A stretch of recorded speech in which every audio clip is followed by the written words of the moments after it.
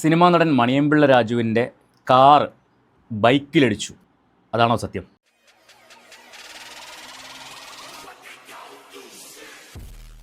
Media എങ്ങനെയാണ് ഒരു വാർത്തയെ വളച്ചൊടിക്കുന്നത്? അതാണ് നമ്മളിന്ന് കാണാൻ പോകുന്നത്. ഞാനൊരു വാർത്ത വായിക്കാം, ഒരു പോസ്റ്റർ വായിക്കാം. ട്രിവാൻഡ്രം ക്ലബ്ബിന് മുന്നിലെ അപകടം. തിരുവനന്തപുരത്താട്ടോ. മണിയമ്പിള്ള രാജുവിനെ സ്റ്റേഷൻ ജാമ്യത്തിൽ വിട്ടു. അപകടമുണ്ടാക്കിയ കാർ പോലീസ് കസ്റ്റഡിയിൽ. ശ്രദ്ധിച്ചു കേട്ടോ, അപകടമുണ്ടാക്കിയ കാർ പോലീസ് കസ്റ്റഡിയിൽ. ഇത് റിപ്പോർട്ടർ ചാനലിൽ വന്ന ഒരു വാർത്തയാണ്. ഇനി അടുത്ത വാർത്ത. അമിത വേഗതയിലെത്തിയ ബൈക്ക് കാറിൽ വന്നിടിച്ചു. മണിയമ്പിള്ള രാജു കാർ നിർത്താതെ പോയി. CCTV ദൃശ്യം പുറത്ത്. എങ്ങനെയുണ്ട്? ആദ്യത്തെ വാർത്ത എന്തായിരുന്നു? ട്രിവാൻഡ്രം ക്ലബ്ബിന് മുന്നിലെ അപകടം. മണിയമ്പിള്ള രാജുവിനെ സ്റ്റേഷൻ ജാമ്യത്തിൽ വിട്ടു. അദ്ദേഹം സ്റ്റേഷനിൽ ഹാജരായി ജാമ്യത്തിൽ വിട്ടു. അപകടമുണ്ടാക്കിയ കാർ പോലീസ് കസ്റ്റഡിയിൽ. അവിടെ ഉത്തരവാദി കാറും കാർ ഓടിച്ചയാളും. തൊട്ടടുത്ത വാർത്ത, അമിത വേഗത്തിലെത്തിയ ബൈക്ക് കാറിൽ വന്നിടിച്ചു. മണിയമ്പിള്ള രാജു കാർ നിർത്താതെ പോയി. ആക്സിഡൻറ്റുകൾ ഉണ്ടാകുന്നത് സ്വാഭാവികമാണ്. വണ്ടി നിർത്താതെ പോകുന്നത് തെറ്റുമാണ്. അത് അംഗീകരിച്ചുകൊണ്ട് തന്നെ പറയട്ടെ, മീഡിയ എങ്ങനെയാണ് ഒരു വാർത്തയെ വളച്ചൊടിച്ച് അവർക്ക് അനുകൂലമാക്കുന്നത് എന്നാണ് നമ്മളിവിടെ കണ്ടത്. ഇനി ഇത് റിപ്പോർട്ടർ ചാനൽ വന്ന വാർത്ത. റിപ്പോർട്ടർ ചാനൽ മാത്രമേ ഞാൻ എടുക്കുന്നുള്ളൂ. കാരണം അവരാണല്ലോ ഇപ്പോൾ വാർത്തകൾ ഉണ്ടാകുന്നതിന് മുൻപ് തന്നെ അറിയുന്നത്. അതുകൊണ്ട് തന്നെ ഇതിനകത്ത് അരുൺകുമാർ വാർത്ത വായിക്കുന്നത് നമുക്കൊന്ന് കേട്ടു നോക്കാം. ഭയങ്കര രസമാണ് കേൾക്കാൻ. കേട്ടു നോക്കാം. ട്രിവാൻഡ്രം ക്ലബ്ബിന് മുന്നിൽ യുവാക്കളെ കാടിപ്പിച്ച് കടന്നു കളഞ്ഞ് സിനിമാ താരം മണിയമ്പിള്ള രാജു. എങ്ങനെയുണ്ട്? ട്രിവാൻഡ്രം ക്ലബ്ബിന് മുൻപിൽ യുവാക്കളെ കാറടിപ്പിച്ച് കടന്നു കളഞ്ഞു സിനിമാ നടൻ മണിയമ്പിള്ള രാജു. ഒരു ചാനലിൽ ഒരു വാർത്ത ഏതൊക്കെ രീതിയിൽ വന്നു? ഇതുപോലെയല്ലേ ഓരോ വാർത്തകളും ഇവർ കൊടുക്കുന്നത്? നമ്മൾ എന്തെങ്കിലും ഇതുപോലുള്ള തെറ്റുകൾ ചൂണ്ടിക്കാണിക്കുമ്പോൾ ഉടനെ നിൻ്റെ സ്വന്തം കണ്ടന്റ് എടുക്കടാ, നിനക്ക് സ്വന്തമായിട്ടൊന്നും ഇല്ലടാ എന്ന് ചോദിച്ചുകൊണ്ട് വരുന്ന ടീമുകളോടാണ് ചോദിക്കുന്നത്. ഇതുപോലെ വാർത്തകൾ ഞങ്ങൾ വളച്ചൊടിക്കാറില്ല. ഇനി കഴിഞ്ഞിട്ടില്ല. ഇത് ഭയങ്കര കോമഡി. ഈ വിഷയം ഇവർ കൈകാര്യം ചെയ്തിരുന്ന രീതി ഭയങ്കര രസമാണ്. കണ്ടുനോക്കാം. രാത്രി 2 വട്ടം പോലീസ് വീട്ടിലെത്തിയെങ്കിലും മണിയമ്പിള്ള രാജു വീട്ടിലുണ്ടായിരുന്നില്ല. രാത്രി 2 വട്ടം പോലീസ് വീട്ടിലെത്തിയെങ്കിലും മണിയമ്പിള്ള രാജു വീട്ടിലുണ്ടായിരുന്നില്ല. പക്ഷേ മണിയമ്പിള്ള രാജു പറയുന്നുണ്ട്, ആക്സിഡന്റ് ഉണ്ടായി, ശരിയാണ്. ആക്സിഡന്റ് ആണെന്ന് അറിഞ്ഞപ്പോൾ എനിക്ക് ഇറങ്ങാൻ പറ്റിയില്ല. അത് പാനിക്കായതിൻ്റെ പേരിൽ ഇറങ്ങാൻ പറ്റാത്തതാണ്. അത് ഓരോ മനുഷ്യൻ്റെ മാനസികാവസ്ഥയാണ്. ഞാൻ അതിനെ ന്യായീകരിക്കുന്നില്ല. അദ്ദേഹത്തിന് ഇറങ്ങാൻ പറ്റിയില്ല. അദ്ദേഹം എന്ത് ചെയ്തു? വണ്ടി വിട്ടുപോയി. പക്ഷേ വിളിച്ചു പറഞ്ഞു, ഇവിടെ ട്രിവാൻഡ്രം ക്ലബ്ബിലുള്ള ഫ്രണ്ട്സിനെ വിളിച്ചു പറഞ്ഞു, ഒരു ആംബുലൻസ് അറേഞ്ച് ചെയ്യൂ എന്നൊക്കെ പറഞ്ഞു. അതെല്ലാം തെറ്റാണ്. അതൊന്നും ന്യായീകരണം അർഹിക്കുന്നൊരു കാര്യമല്ല. കാരണം ഒരു ആക്സിഡൻറ്റ് സംഭവിച്ചാൽ അവിടെ ഇറങ്ങുക, അവർക്ക് എന്തെങ്കിലും സംഭവിച്ചാൽ അത് മനുഷ്യത്വമാണ്. അവിടെ ഇനി ഞാൻ പാനിക്കാണ് എന്ന് പറയുന്നതിലൊന്നും ഒരു ന്യായീകരണമല്ല. അത് മനസ്സിലാക്കിക്കൊണ്ട് തന്നെ പറഞ്ഞോട്ടെ. അവിടെ ഇറങ്ങി അവർ എന്തെങ്കിലും പരിക്ക് പറ്റിയിട്ടുണ്ടോ എന്നൊക്കെ നോക്കി അവർ വേണമെങ്കിൽ ഹോസ്പിറ്റലാക്കുക, കാര്യങ്ങളൊക്കെ ചെയ്യാം. പക്ഷേ ഇദ്ദേഹം ഒരു ക്യാൻസർ പേഷ്യൻ്റ് ആണെന്ന് പറയുന്നു. അങ്ങനെയുള്ള പ്രശ്നങ്ങളുള്ളതുകൊണ്ട് തന്നെ പാനിക്കായതുകൊണ്ടായിരിക്കാം വണ്ടി നിർത്താതെ പോയത്. ന്യായീകരണം അർഹിക്കാത്തൊരു കാര്യമാണത്. ഒരു സംശയമില്ല. ഒരു ആക്സിഡൻറ്റ്, അത് എത്ര വലിയ ആക്സിഡൻ്റ് ആയിക്കോട്ടെ, എത്ര ചെറിയ ആക്സിഡൻ്റ് ആയിക്കോട്ടെ, വണ്ടി നിർത്തി ഇറങ്ങുക തന്നെ വേണം. ഇറങ്ങി അവർക്ക് എന്തെങ്കിലും സംഭവിച്ചോ അല്ലെങ്കിൽ എന്താ പ്രശ്നം എന്നൊക്കെ ഒന്ന് അന്വേഷിച്ച് അവരൊന്ന് ഹോസ്പിറ്റലിലേക്ക് കൊണ്ടുപോകാൻ പറ്റുവാണെങ്കിൽ അത് ഏറ്റവും വലിയ കാര്യം. അതൊക്കെ മനുഷ്യത്വപരമായിട്ടുള്ള കാര്യമാണ്. ഇവിടെ അത് സംഭവിച്ചിട്ടില്ല, തെറ്റ് തന്നെയാണ്. ഇദ്ദേഹം പറയുന്നു, മണിയമ്പിള്ള രാജു പറയുന്നു, ഞാൻ ഫ്രണ്ട്സിനെ വിളിച്ച് ആംബുലൻസ് അറേഞ്ച് ചെയ്തു, വിളിച്ച് പറഞ്ഞിട്ടുണ്ടായിരുന്നു. അത് കഴിഞ്ഞിട്ട് പോലീസ് സ്റ്റേഷനിൽ വിളിച്ച് പറഞ്ഞു, നാളെ രാവിലെ ഹാജരായിക്കോളാം. ആക്സിഡൻ്റ് ആയ വിവരം വിളിച്ച് പറഞ്ഞു, നാളെ രാവിലെ ഹാജരായിക്കോളാമെന്നാണ് മണിയമ്പിള്ള രാജു മീഡിയയോട് പറയുന്നത്. അരുൺകുമാർ എന്താ പറയുന്നത്? രാത്രി 2 പ്രാവശ്യം പോലീസ് വീട്ടിൽ ചെന്നു, വീട്ടിൽ ആളുണ്ടായിരുന്നില്ല. ഇതിലേതാണ് നമ്മൾ വിശ്വസിക്കേണ്ടത്? നമുക്ക് മണിയമ്പിള്ള രാജുവിനോട് പറയാനുള്ള കാര്യം ഒന്ന് കേട്ടു നോക്കാം. അദ്ദേഹം ഈ വിഷയത്തിൽ എന്താ പറയുന്നത്? ബൈക്ക് വന്ന് വണ്ടി ഇടിക്കുകയായിരുന്നു. അതൊക്കെ CCTV കാണാൻ പറ്റും. പിന്നെ എന്താ നിർത്താതെ അപ്പോഴത്തെ ഒരു സിറ്റുവേഷനിൽ എനിക്കൊന്നത് പോവില്ല, ഞാൻ പാനിക്കായി പോയി. എനിക്കൊന്നത് പോവില്ല, ഞാൻ പാനിക്കായി പോയി.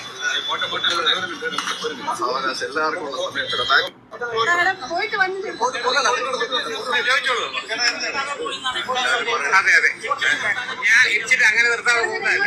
വണ്ടിയിൽ എന്റെ വണ്ടി വന്ന് ഇരിക്കുകയായിരുന്നു. വീട്ടിൽ വന്നിട്ട് ഞാൻ ട്രിവാൻഡ്രം ക്ലബ്ബിന് മുമ്പ് ക്രോസ് ചെയ്യാൻ പതുക്കിയല്ലേ പറ്റുള്ളൂ. അത് നിങ്ങൾക്ക് CCTV കാണാം.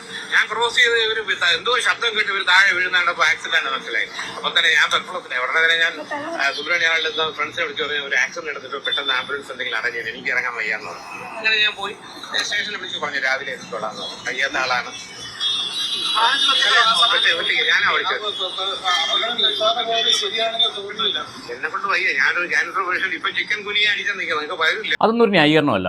ഞാൻ ക്യാൻസർ പേഷ്യൻ്റ് ആണ്, ചിക്കൻ ഗുനിയ അടിച്ചു, അതൊന്നും ഒരു ന്യായീകരണമല്ല. ഒരു ആക്സിഡൻറ്റ് ഉണ്ടായി കഴിഞ്ഞാൽ ഇറങ്ങുക എന്നുള്ളത് മനുഷ്യത്വപരമായിട്ടുള്ളൊരു പ്രവൃത്തിയാണ്. അവർക്കിപ്പോൾ എന്തെങ്കിലും സംഭവിച്ചിരുന്നെങ്കിലോ ആ ഏരിയയിൽ ആരുമില്ല. ഒന്ന് ആലോചിച്ച് നോക്കിയേ. ആ റോഡ് ഇപ്പം ഈ പറയുന്ന മെയിൻ ടൗൺ ആയതുകൊണ്ട് കുഴപ്പമില്ല, ആരെങ്കിലുമൊക്കെ അടുത്ത് ഹോസ്പിറ്റലിൽ കൊണ്ടുപോകും. അതല്ലെങ്കിലോ ഒരു ഇടവഴിയാണ്, ഇങ്ങനെ ഒരു സംഭവം ഉണ്ടായി, അങ്ങനെയാണെങ്കിൽ എന്ത് ചെയ്യും? അവരവിടെ കിടന്ന് ബ്ലഡ് പോയിട്ട് മരിച്ചു പോകും അല്ലേ? അത് ഇദ്ദേഹം അറിയത്ത് പോലുമില്ല. അപ്പോൾ അവിടെ ഇറങ്ങി അവർക്ക് എന്തെങ്കിലും സംഭവിച്ചിട്ടുണ്ടോ എന്ന് നോക്കേണ്ടത് ഒരു മാനുഷിക പരിഗണനയുടെ ഭാഗമാണ്, മനുഷ്യത്വത്തിൻ്റെ ഭാഗമാണ്. അത് ചെയ്യാമായിരുന്നു. അത് ചെയ്യാത്തത് തെറ്റാണ്. അതിനൊരു ന്യായീകരണവും പറഞ്ഞിട്ട് കാര്യമില്ല, തെറ്റാണ്. പക്ഷേ മീഡിയ ഇതിനെങ്ങനെ വളച്ചൊടിക്കുന്നു? അദ്ദേഹം അടുത്ത പറയുന്ന പോയിൻ്റാണ് നേരത്തെ ഞാൻ പറഞ്ഞ വിഷയം. അതായത് അരുൺകുമാർ പറയുന്നു പോലീസ് 2 പ്രാവശ്യം വീട്ടിൽ ചെന്നു, ഇദ്ദേഹത്തെ അവിടെ കണ്ടില്ല. പക്ഷേ മണിയമ്പിള രാജു പറയുന്നു ഞാൻ ഇന്നലെ തന്നെ പോലീസിനെ വിളിച്ച് ഇൻഫോം ചെയ്തിട്ടുണ്ടായിരുന്നു, നാളെ രാവിലെ വന്നോളാം, സുഖമില്ലാത്തതുകൊണ്ട് നാളെ രാവിലെ വന്നോളാം എന്ന് ഇൻഫോം ചെയ്തിരുന്നു എന്ന് പറയുന്നു. അത് നമുക്ക് കേട്ടു നോക്കാം. വയ്യാതെ നിൽക്കുന്നതാണ്, വീട്ടിൽ വൈഫ് ഒറ്റയ്ക്കുള്ള, അതുകൊണ്ട് പോയതാണ്. അത് എന്റെ പേരിലൊരു തെറ്റായിരിക്കും. അത്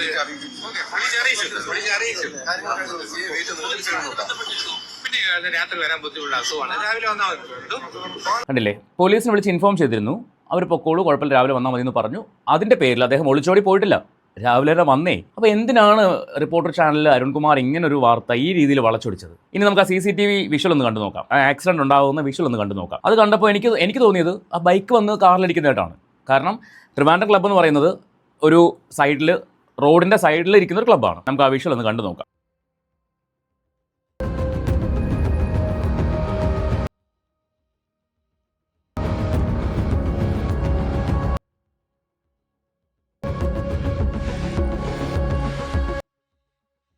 ഇനി നമുക്ക് ഒന്നുകൂടി അതൊന്ന് ഡീറ്റെയിൽ ആയിട്ട് കണ്ടു നോക്കാം. കാർ ദേ ട്രിവാൻഡ്രം ക്ലബിൻ്റെ ഗേറ്റ് കടന്ന് പുറത്തേക്ക് വരുന്നു. വളരെ സ്ലോ ആയിട്ട് അവിടെ നിർത്തി വണ്ടി, ബാക്കി വണ്ടികളെല്ലാം പോകുന്നു. വണ്ടി ഫ്രണ്ടിലേക്ക് വരികയാണ്. റോഡിൻ്റെ പകുതി കഴിഞ്ഞു, കണ്ടോ? ആ ബൈക്കുകാരാണ് കൊണ്ടിടിക്കുന്നതും അങ്ങനെ ഇടിച്ചതിൻ്റെ പേരിലാണ് എൻ്റെ ബമ്പർ തെറിച്ച് പോയത്. അപ്പോൾ ബൈക്ക് അത്രയും വേഗത്തിലാണ് വന്നത്. ഇവിടെ മിസ്റ്റേക്ക് ആരുടെയാണ്?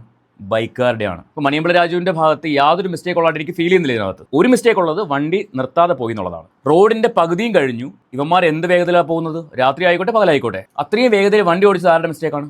ഒരു ബൈ റോഡ് പോലത്തെ ഒരു സ്ഥലത്ത് നിന്ന് ഇറങ്ങി വരുന്ന ഒരു വണ്ടി അവിടെ ബാക്കി വണ്ടികളെല്ലാം പോകാൻ വേണ്ടി വെയിറ്റ് ചെയ്ത് നിന്നതിന് ശേഷം, ബാക്കി വണ്ടികളെല്ലാം പോയതിന് ശേഷം റോഡിൻ്റെ പകുതി കഴിഞ്ഞപ്പോൾ ഈ വണ്ടി വന്ന് ഇടിക്കണമെങ്കിൽ അത് ആരുടെ മിസ്റ്റേക്കാണ്? കാറുകാരൻ്റെ മിസ്റ്റേക്കാണോ? സിനിമാ നടനായതുകൊണ്ട് അത് വാർത്തയായി, വലിയ വാർത്തയായി. അദ്ദേഹത്തിൻ്റെ വീട്ടിൽ പോകുന്നു, വീട്ടിൽ നിന്ന് കാറെടുത്ത് ഇറങ്ങുന്ന സമയം മുതൽ മീഡിയ ഫോളോ ചെയ്യുന്നു, പോലീസ് സ്റ്റേഷനിൽ വരുമ്പോഴും മീഡിയ ഉണ്ട്, അവിടെ നിന്നെല്ലാം റിപ്പോർട്ട് ഇങ്ങനെ പോയിക്കൊണ്ടിരിക്കുന്നു. അതെന്തുകൊണ്ടാണ്? സിനിമാ നടനായതുകൊണ്ട്. അത്രേ ഉള്ളൂ. ഇവിടെ അപകടം പറ്റിയ 2 ചെറുപ്പക്കാരും ഹോസ്പിറ്റലൈസ്ഡ് ആണ്. അവന്മാരുടെ അശ്രദ്ധ കൊണ്ടാണ്. അതുകൊണ്ടാണ് സ്റ്റേഷൻ ജാമ്യത്തിൽ വിട്ടയച്ചത്. മാത്രമല്ല ഈ CCTVയിൽ വ്യക്തമാണ് ഇദ്ദേഹത്തിൻ്റെ വണ്ടിയിലാണ് കൊണ്ടിരിക്കുന്നത്. അദ്ദേഹത്തിൻ്റെ വണ്ടിയുടെ ബമ്പറിലടിച്ചാണ് ആ വണ്ടി മുന്നോട്ട് പോകുന്നത്.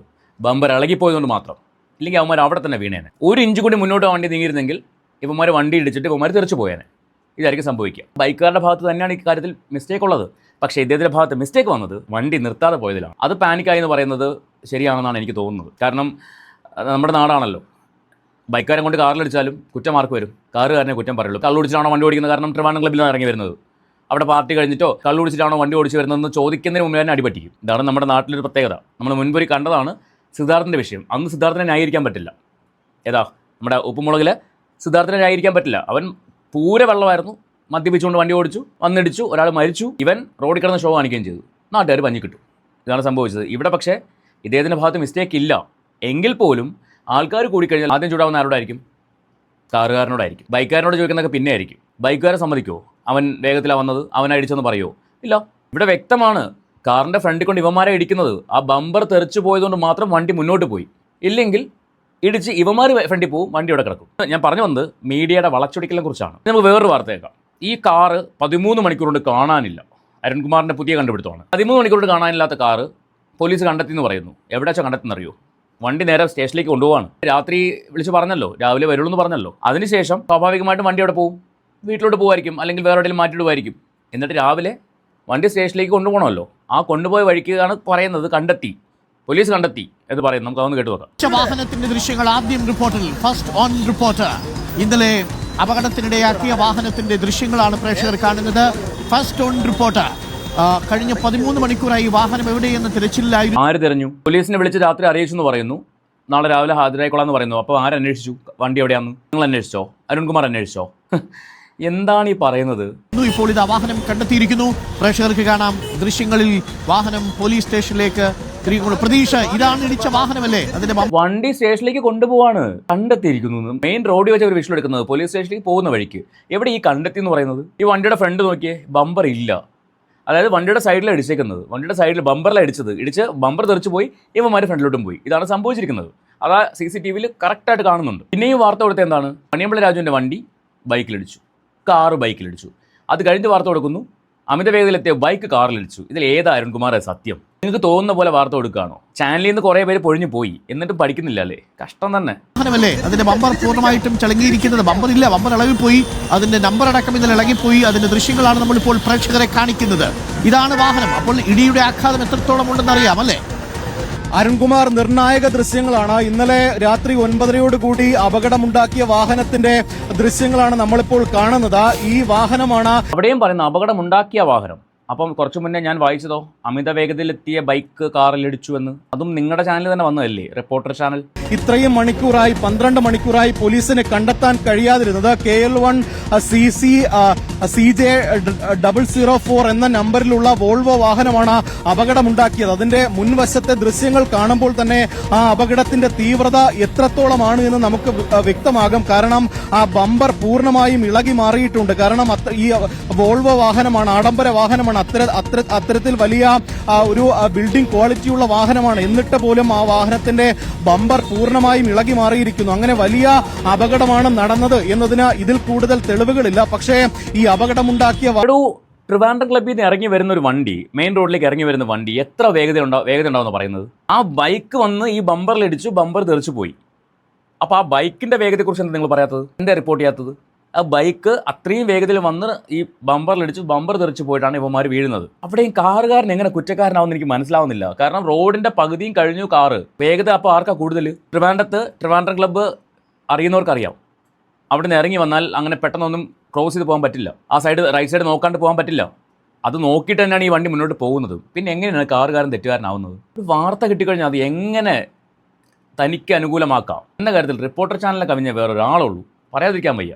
അത് അരുൺകുമാർ ആയിക്കോട്ടെ, അരുൺകുമാറിന്റെ സിംഗിളായിട്ടുള്ള റിപ്പോർട്ടേഴ്സ് ആയിക്കോട്ടെ, എല്ലാം കണക്കാം, ഒന്നിനൊന്നും മെച്ചം. വാഹനം കസ്റ്റഡിയിലെടുക്കാൻ ഇത്രത്തോളം വൈകി, ആ വാഹനം എവിടെ എന്നുള്ള ഒരു ചോദ്യം, ആ ചോദ്യത്തിനുള്ള ഉത്തരമാണ് മണിയൻപിള്ള രാജു ഇന്ന് നേരിട്ട് പോലീസ് സ്റ്റേഷനിൽ ഹാജരായി വൈദ്യപരിശോധന പൂർത്തിയായ ശേഷം ആ ഉത്തരം പുറത്തു വരുന്നത്. അത് ഇപ്പോൾ പോലീസ് കസ്റ്റഡിയിലെടുത്ത് കൊണ്ടുവരുന്നു. നേരത്തെ ഈ മണിയൻപിള്ള രാജുവുമായി പോലീസ് ജവഹർ നഗർ ഭാഗത്തേക്ക് പോയത് ഈ വാഹനം കസ്റ്റഡിയിലെടുക്കാനായിരുന്നു. വാഹനം എവിടെ പാർക്ക് ചെയ്തിരുന്നുവെന്ന് പോലീസ് വാഹനത്തിൽ ഇരുന്ന മണിയൻപിള്ള രാജു പോലീസിന് പറഞ്ഞുകൊടുത്തു. അങ്ങനെ ഒരു പോലീസ് ഉദ്യോഗസ്ഥൻ ആ വാഹനം അവിടെ നിന്ന് കസ്റ്റഡിയിലെടുത്ത് കൊണ്ടുവന്നു. ഇന്നലെ അപകടമുണ്ടായ ശേഷം ആ വാഹനം നിർത്താതെ ഈ തിരുവനന്തപുരം ടെന്നീസ് ക്ലബിന്റെ ഭാഗത്തേക്ക് പോവുകയും ടെന്നീസ് ക്ലബിന്റെ പുറകിൽ വാഹനം പാർക്ക് ചെയ്ത് അവിടെ നിന്ന് വീട്ടിലേക്ക് മടങ്ങുകയുമായിരുന്നു മണിയൻപിള്ള രാജു ചെയ്തത്. ടെന്നീസ് ക്ലബിന്റെ ബാക്കിലാണ് അദ്ദേഹത്തിന്റെ വീട്.